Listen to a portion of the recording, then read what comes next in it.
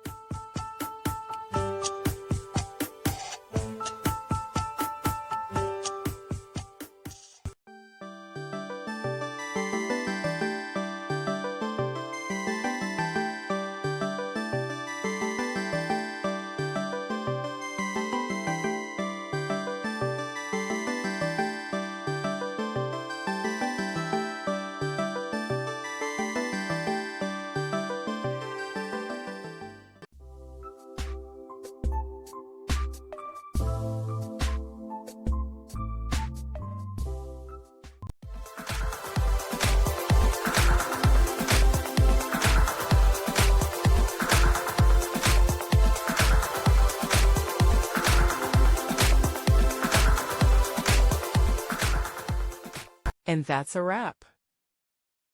I hope you found the answer you were looking for. If you did, take a second to hit that subscribe button. It really helps out. And let me know in the comments which solution worked best for you. See you next time in the debug zone.